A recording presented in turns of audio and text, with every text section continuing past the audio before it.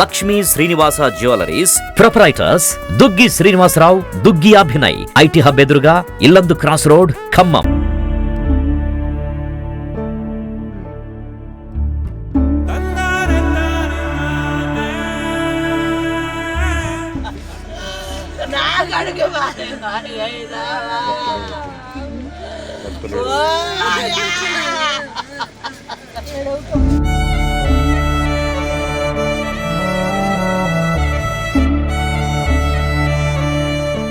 నిన్న బానే ఉన్నాడా? మంచిగా ఉన్నాడు. ఏమైంది అసలు? అంటే ఇంత ఏం పేరు? బాబు పేరు ఏంటి అసలు? అజయ్. అజయ్ ఏం చేస్తాడు? డిగ్రీ ఫైనల్ ఇయర్ అయిపోయింది. మున్సిపాలిటీలో చేస్తాడు జవాన్ గా. మీ వారు, మీ హస్బెండ్ లేడమ్మా, 15 సంవత్సరాలు అయింది ఆయన చనిపోయి. మీ ఇంట్లో ఇంకా పిల్లలు ఎవరైనా ఉన్నారా? ఆడపిల్ల ఉంది. ఏంటి అసలు? అంటే హెల్త్ ఏమైంది అసలు? బాబుకి హెల్త్ ప్రాబ్లమ్స్ ఏమన్నా ఉన్నాయా, లేకపోతే ఇంత ముందు ఏమన్నా ఇలా అయిందా? అంత ముందు ఆయాసం లాగొస్తే ఎంజియోగ్రామ్ చేయించుకోండు. ఎంజియోగ్రామ్ అంటే ఇంతకు ముందు వయసు ఎంత? బాబు వయసు ఎంత? 31. పెళ్లి అయిందమ్మా? లేదమ్మా, పెళ్లి కాలేదు. ఓకే. అంటే ఎంజియోగ్రామ్ ఇంతకు ముందు చేయించారా మీరు? ఒక్కసారి మొన్న ఈ మధ్యన చేయించుకోండు. చెప్పారా? రిపోర్ట్లు ఏమన్నా వచ్చింది? చాలా చిన్న వయసు కదా పాపం. ఇంత చిన్న వయసులో మరి ఎందుకని ఇలా? అంటే ఏం ప్రికాషన్స్ ఫాలో అవ్వట్లేదా? హెల్త్ కి సంబంధించిన జాగ్రత్తలు అవన్నీ ఈ వయసులో? అన్ని అయిపోయినాయి. మన మెడిసిన్ కూడా ఏం లేదు, మంచిగానే ఉన్నాడు. మందులు వాడితే తగ్గుద్ది అన్నాడు. మొన్న కూడా చెకప్ వచ్చిండు. మాతలు తీసుకొని పోయి ఏం కాదు ఈసారి వచ్చి తీసుకోండి చూయించుకుంది కానీ డాక్టర్ తోటి అని చెప్పి అన్నారు. క్యాన్సర్ వచ్చింది. మందులు వాడతాను. బయట చూపెట్టండి, హాస్పిటల్ చూపెట్టి. మీరు ఎలా సాదారు బాబుని? ఎలా సాదారు మరి మీరు? మీరేమన్నా పని చేసే వాళ్ళ? అంత ముందు పిల్లల్ని ఎలా సాదారు మరి?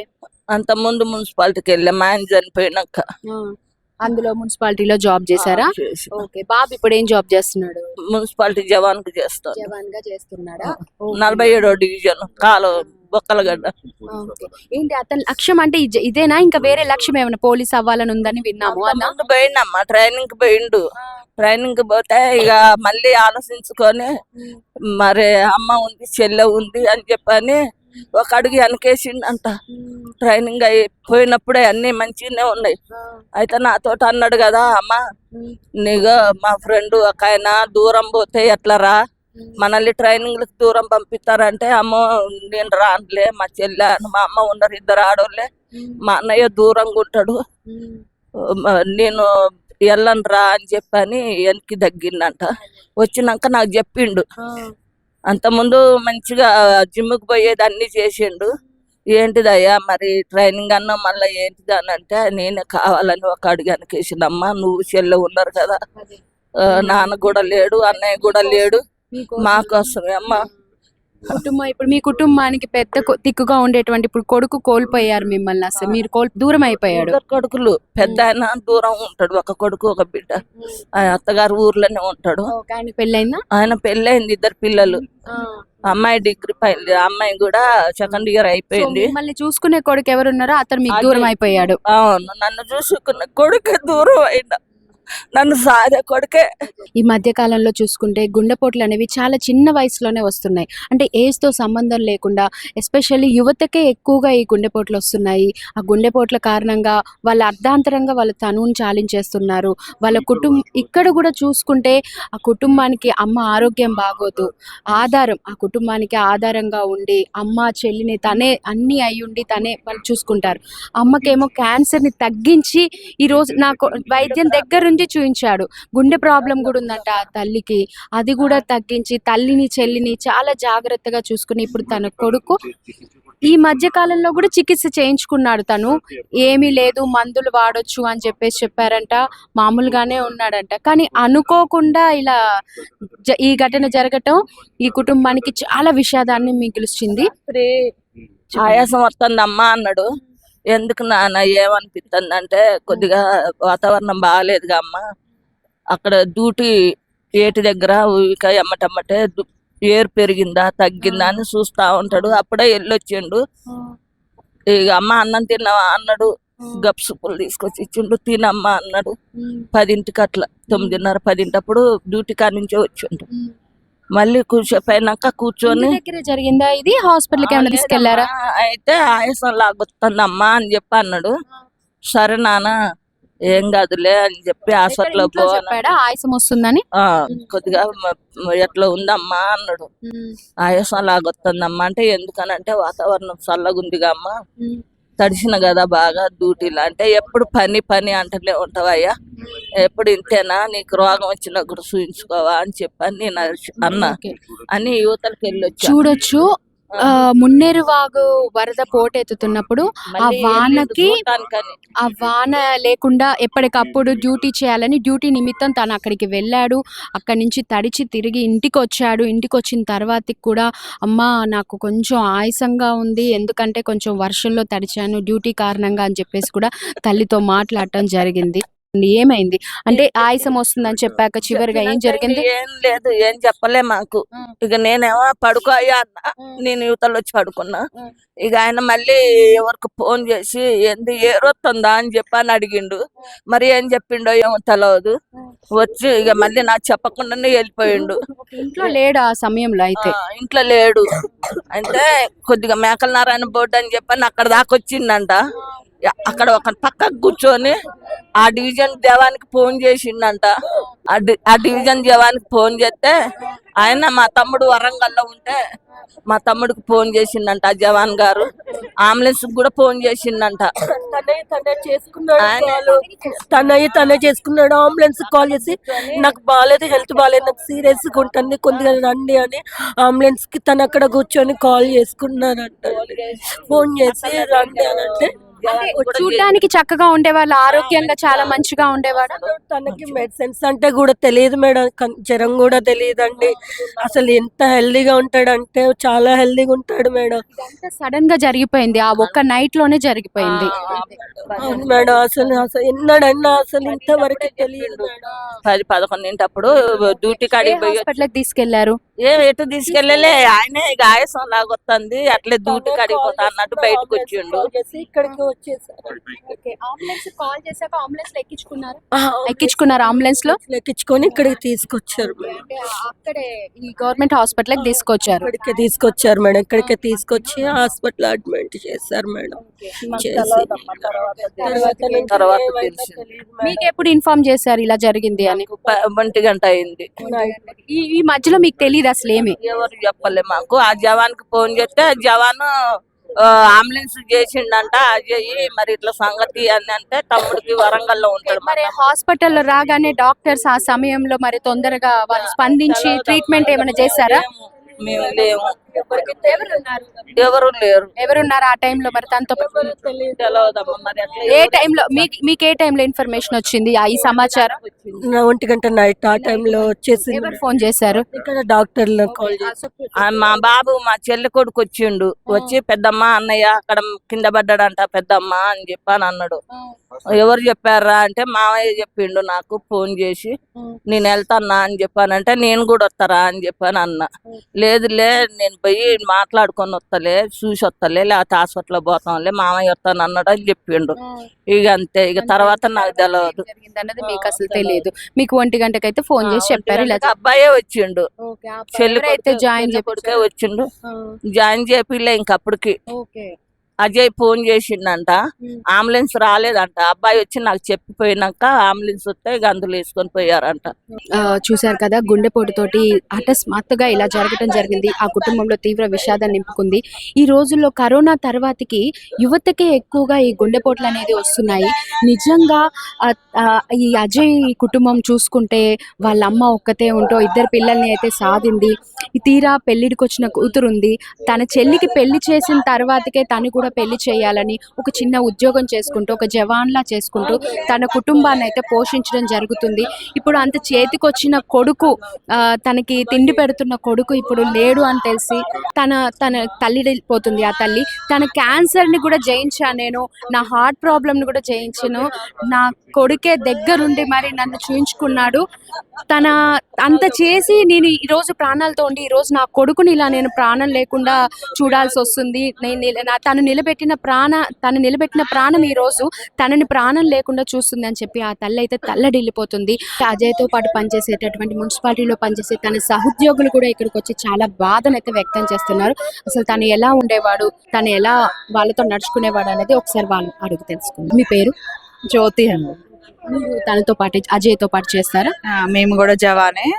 చాలా మంచి వ్యక్తి. ఎన్ని సంవత్సరాల నుంచి చేస్తున్నారు? మేము 10 years నుంచి చేస్తున్నాం. ఎలా ఉండేవాడు అజయ్ అసలు వర్క్ లో? మంచి వ్యక్తి, చాలా కలుపుగోలు వ్యక్తి. అందరిని అక్క అక్క అని పిలుస్తాడు. ప్రతిదానికి అక్క మీరు మాట్లాడండి, మీరు చెప్పండి అని ఫోన్ చేసి మాట్లాడుతూ ఉంటాడు మాతోటి. అందరితో కలుపుగోలుగా ఉంటాడు. చాలా ఏమైనా ఆరోగ్య సమస్యలు ఏమైనా ఉన్నాయా ఇంతకు ముందు? మీతో ఏమైనా చెప్పుకున్నాడా ఆరోగ్య సమస్యల గురించి? మాకు తెలిసి ఒకసారి తన హాస్పిటల్లో జాయిన్ అయితే మేము వచ్చి మందులు ఇచ్చి వెళ్ళామండి. ఎలా ఉంది, దేనికి జాయిన్ అయ్యాడు హాస్పిటల్లో? ఎవరిని అదని తనకు కొంచెం ఆయాసం వస్తుంది అంటే మేము వచ్చి అడిగాం, ఏంటి నాన్న సడన్ గా జాయిన్ అయ్యామంటే కొంచెం ఆయాసం లాగా వచ్చింది అక్క. రాత్రి ఏమన్నారంటే కొంచెం ఆయాసం లాగా ఉంది అంటే ప్రభుత్వ హాస్పిటల్కి తీసుకొచ్చారంట. ఒకవేళ ప్రైవేట్ హాస్పిటల్కి తీసుకెళ్తే ఏమైనా మెరుగైన వైద్యం అందేది అని అనుకుంటున్నారా సకాలంలో? అంటే అది ఆ నైట్ టైం కదండి, అతను ఎవరికి చెప్పలేదు. ఒకవేళ చెప్పుంటే తెలిసుండేదేమో. వాళ్ళ అమ్మ అక్క చెల్లె ఇద్దరే ఉన్నారు, తనకి తోడుగా ఎవరు లేకపోయేసరికి ఎవరికి చెప్పలేకపోయాడేమో. మేబీ ఎవరు లేరు, ఏం చెప్పాలనేది అర్థం కాక వాళ్ళ పొజిషన్ కూడా కొంచెం బాగాలేదు కాబట్టి. అదే ప్రభుత్వ హాస్పిటల్ అంటే ఇప్పుడు ఇక్కడ చేయటం వల్ల డాక్టర్ ఆ సమయంలో ఎవరు కూడా అందుబాటులో లేరు, సరైన వైద్యం అందలేదని ఏమైనా ఆలోచిస్తున్నారా? అలా అనేది ఏం లేదండి, మాకు తెలియదు జరిగిన విషయం ఏంటనేది. మార్నింగే తెలిసింది మాకు. తెలియగానే మా తోటి జవాన్ కదండి, మేము వచ్చి చూడడం జరిగింది. మీరు మీ సహోద్యోగితో కోసం మీరు ఇక్కడ ఇంత దూరం వచ్చి ఇంత గనక మీరు బాధపడుతున్నారంటే తను ఎంత మంచి వ్యక్తి అనేది మిమ్మల్ని అందరినీ చూస్తుంటేనే తెలుస్తుంది. ఎలా ఉండేవాడు అజయ్? మంచి మనిషి అండి, మంచిగా మాట్లాడతాడు మా అందరితోటి కూడా. ఆఫీస్కి వచ్చిన మీటింగ్కి వచ్చిన అక్క మంచిగా ఇంత చిన్న వయసు, కనీసం పెళ్లి కూడా కాలేదు, ఆ కుటుంబానికి అతనే ఆధారం. ఈ సమయంలో ఆ తల్లిని ఓదార్చడానికి ఏమీ లేదు. అవును మేడం, మరి ఏం చేస్తాం. వాళ్ళ అమ్మ అంటున్నారు నిన్న సాయంత్రం కూడా డ్యూటీలో ఉండటం జరిగింది, డ్యూటీ నుంచి వచ్చాడు అని అంటున్నారు. అవునా మేడం? నిజం. నిన్న సాయంత్రం వరకు మాతోనే ఉన్నాడండి డ్యూటీలో. అక్క అక్క అనుకుంటా మేమందరం కలిసే ఉన్నాము. నిన్న సాయంత్రం వరకు ఉన్న మనిషి పొద్దున పూటకే లేడు అన్న విషయాన్ని అసలు మేము జీర్ణించుకోలేకపోతున్నాం. తెలిసిన దగ్గర నుంచి పొద్దున్న నుంచి మేము ఎవరం కూడా అసలు మా తోటి అసలు ఉద్యోగం అనేది పక్కన పెడితే అక్క అక్క అంటూ చాలా కలుపుగోలు మనిషి అండి. మీ పేరు? నా పేరు రమేష్ అండి. జీరో. ఎంతకాలంగా అజయ్ గారితో వర్క్ చేస్తున్నారు మీరు? మేము ఒక 10 years గా చేస్తున్నాం సార్.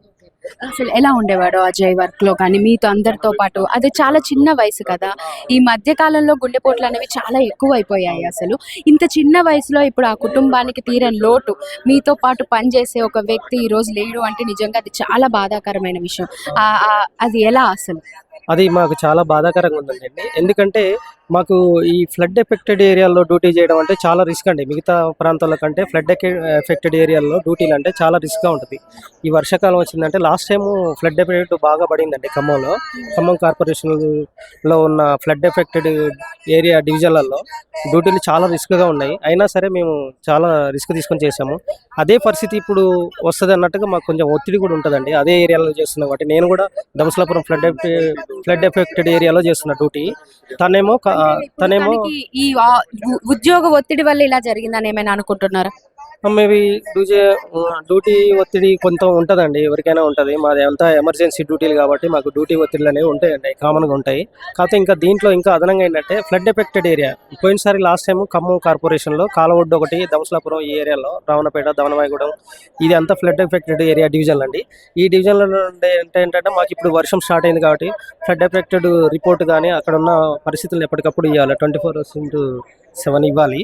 అదొకటి మాకు అది కొంత ఉంటుందండి డ్యూటీలో మిగతా ఏరియాలో ఉన్న జవాన్ కంటే. దాంతోపాటు తను సింగిల్గా ఉండడం, అన్మ్యారీడ్గా ఉండడం కొంచెం ఏదో కొంచెం కుటుంబ బాధ్యత కూడా అంతా తనే చూసుకుంటున్నాడు కదా. అవునవును, కుటుంబం వాళ్ళ అమ్మగారితో ఉంటాడు. కుటుంబ బాధ్యత కూడా చిన్న వయసులో తనకు ఉన్నది. అది కూడా కొంత బాధ్యతగా ఫీల్ అవుతాడు అతను. అప్పుడప్పుడు మాతో చెప్తా ఉంటాడు, అన్న నేను అమ్మతో ఉంటున్నా అది ఇట్లా అని చెప్తా ఉంటాడు.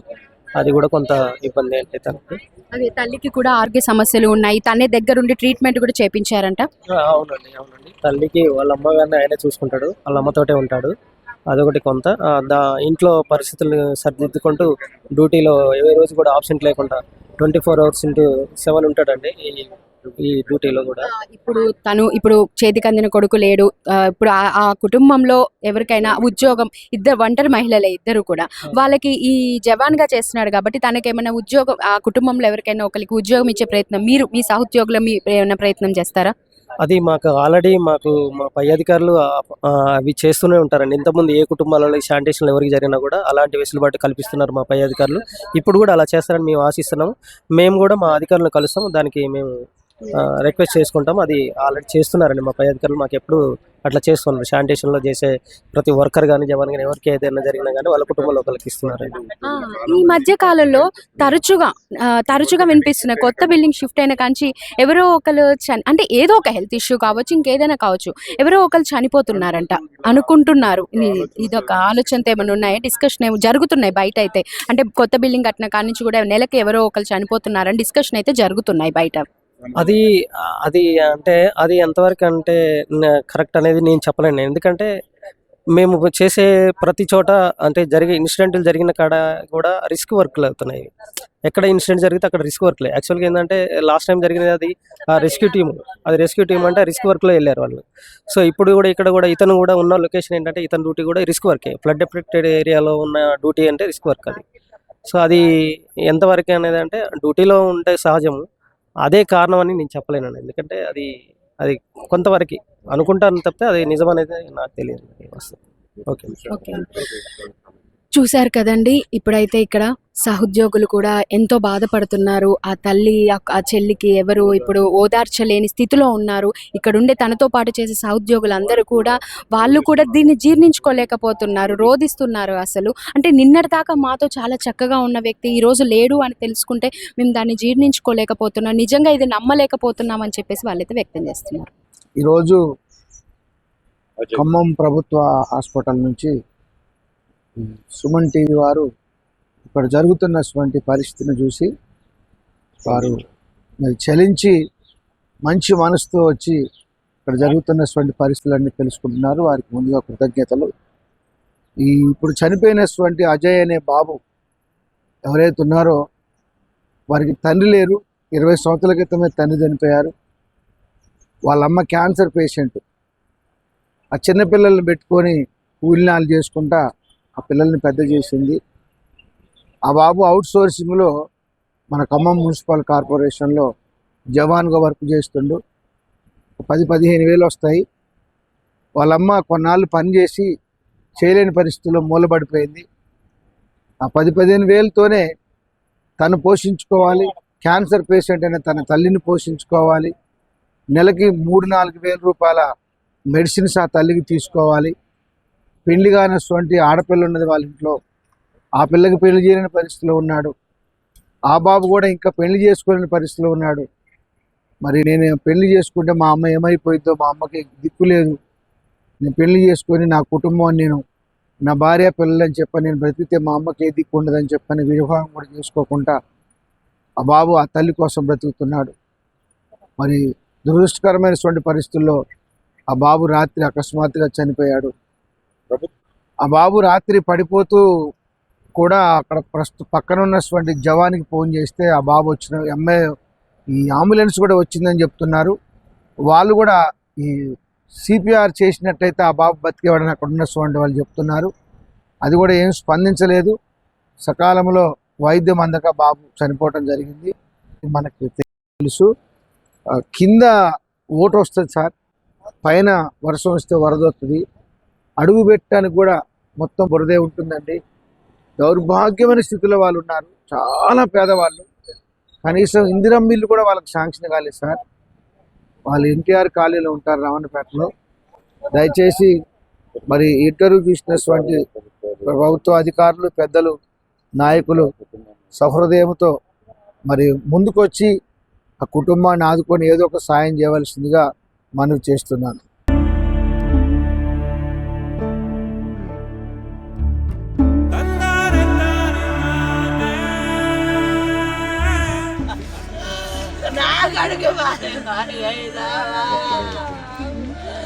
ఓ